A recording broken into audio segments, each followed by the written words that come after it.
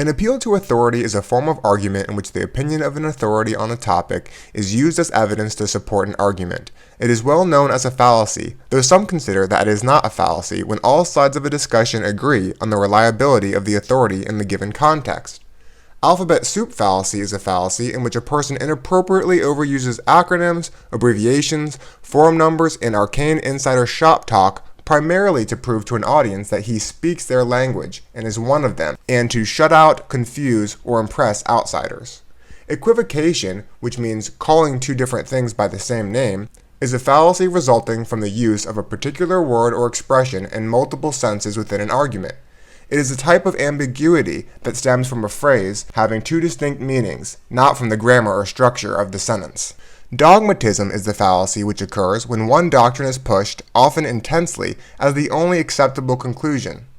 Dogmatists are unwilling to even consider an opposing argument, as they believe that their beliefs are so beyond question that they can't even examine evidence to the contrary. The etymological fallacy is a fallacy that holds that the present-day meaning of a word or phrase should necessarily be similar to its historical meaning. This is a linguistic misconception and is sometimes used as a basis for linguistic prescription. An argument constitutes an etymological fallacy if it makes a claim about the present meaning of a word based exclusively on its etymology. This relates to a semantic dispute in which a disagreement arises if the parties involved disagree about the definition of a word or phrase, not because they disagree on material facts, but rather because they disagree on the definitions of a word or several words essential to formulating the claim. Argumentum ad Dictionarium is the act of pulling out a dictionary to support your assertions. More broadly speaking, it can refer to any argument about definitions, semantics, or what label to apply to a person or idea. An actual dictionary may not be involved. Sometimes the definition is purely personal, sometimes it can be a case of picking and choosing definitions raised by other sources, but the end use is the same. This can often occur with labeling issues, such as the feminist label. The issue which arises is that the label is defined in a certain way, but ignores other connotations that can go with it.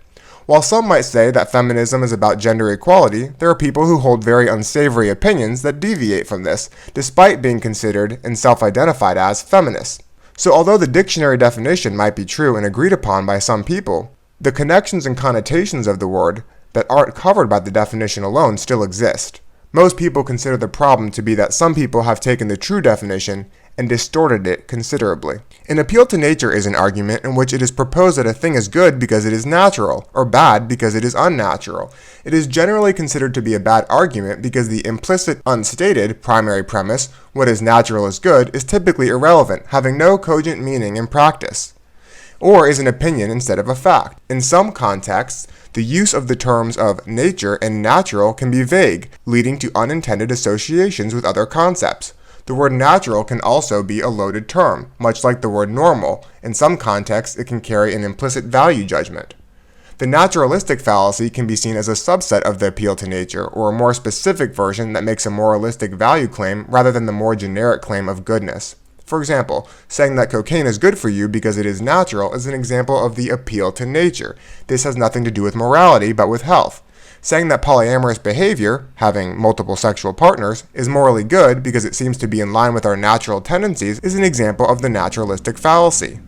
If one were to say that the first example was an example of the naturalistic fallacy, they would be incorrect. If one were to argue that the second was an example of the appeal to nature, they wouldn't be wrong if they are equating moral actions with goodness, but they could be more accurate.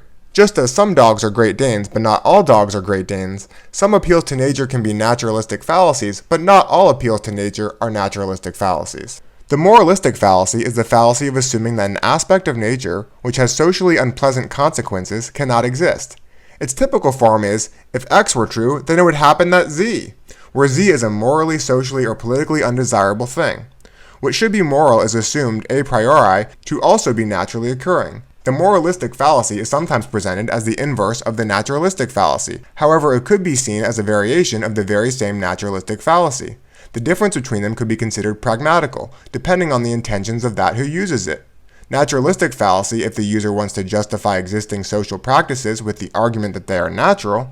Moralistic fallacy if the user wants to combat existing social practices with the argument of denying that they are natural. I'm entitled to my opinion, or I have a right to my opinion, is a logical fallacy in which a person discredits any opposition by claiming that they are entitled to their opinion. The statement exemplifies a red herring, or thought-terminating cliché. The logical fallacy is sometimes presented as, let's agree to disagree. Whether one has a particular entitlement or right is irrelevant to whether one's assertion is true or false. Where an objection to a belief is made, the assertion of the right to an opinion sidesteps the usual steps of discourse of either asserting a justification of that belief or an argument against the validity of the objection. Such an assertion, however, can also be an assertion of one's own freedom or of a refusal to participate in the system of logic at hand.